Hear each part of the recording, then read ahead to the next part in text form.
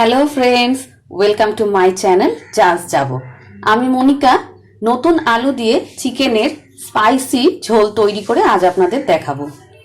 কড়ায় সর্ষের তেল গরম করে প্রথমে আলুগুলোকে খুব ভালো করে ভেজে নেব।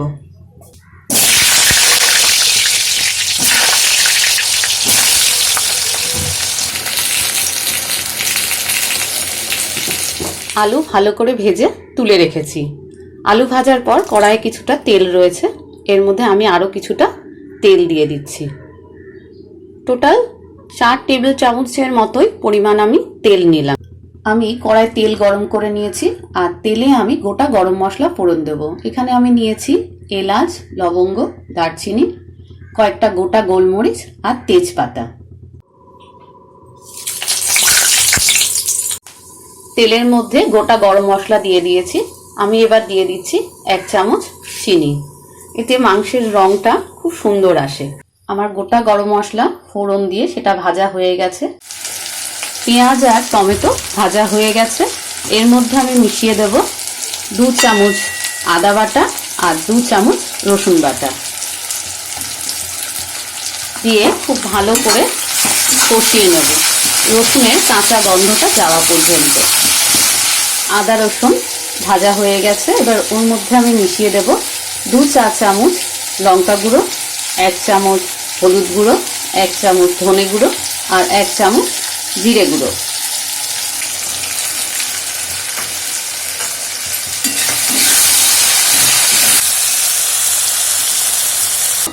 সব মশলা খুব ভালোভাবে কষিয়ে নিয়েছি।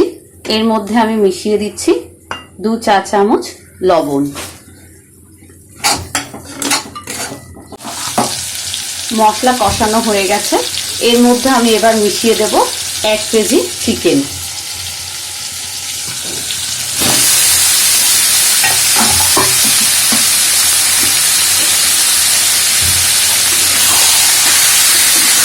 চিকেন খুব ভালো করে মশলার সাথে মিশিয়ে নিয়ে ঢাকা দিয়ে আমি 10 থেকে 15 মিনিট কষিয়ে নেব।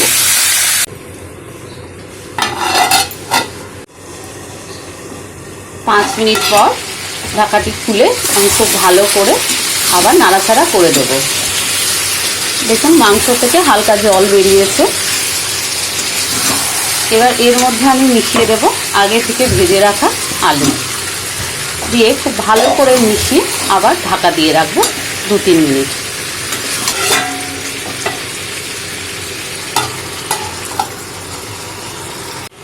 তিন মিনিট পর আমি আবার ঢাকনাটি খুলে খুব ভালো করে নাড়াচাড়া করে দেব।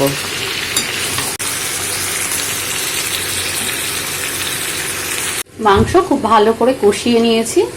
তরকারি থেকে দেখুন তেল ছেড়ে দিয়েছে। এবার আমি এর মধ্যে মিশিয়ে দেব 2 কাপ হালকা গরম জল।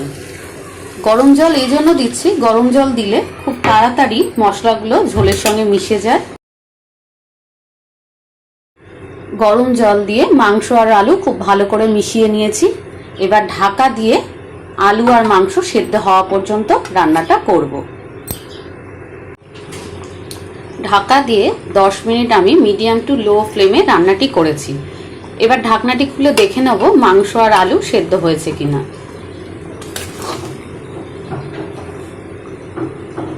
আলু সেদ্ধ হয়ে গেছে, মাংসও সেদ্ধ হয়ে গেছে। আমি এর মধ্যে মিশিয়ে দেবো এবার 1 চামচ ভাজা জিরের গুঁড়ো। এই ভাজা জিরের গুঁড়োটা দিলে তরকারির টেস্ট সম্পূর্ণ ভিন্নধর্মী হয়ে যায়, খুব ভালো লাগে খেতে। আপনারা অবশ্যই এইভাবে একবার রান্নাটি করে দেখবেন, আশা করি খুব ভালো লাগবে। নতুন আলু দিয়ে চিকেনের স্পাইসি ঝোল আমাদের তৈরি হয়ে গেছে। আপনাদের এই রেসিপিটি যদি ভালো লেগে থাকে তাহলে অবশ্যই লাইক দেবেন, শেয়ার করবেন আর কমেন্ট করে আমাকে জানাবেন। আর এখনো যারা আমার চ্যানেল জাস্ট যাবো সাবস্ক্রাইব করেননি তাদের কাছে অনুরোধ, অবশ্যই আমার চ্যানেলটি সাবস্ক্রাইব করবেন। আজ এই পর্যন্ত। আবার একটি নতুন রেসিপির সাথে আপনাদের সাথে আমার দেখা হবে। নমস্কার।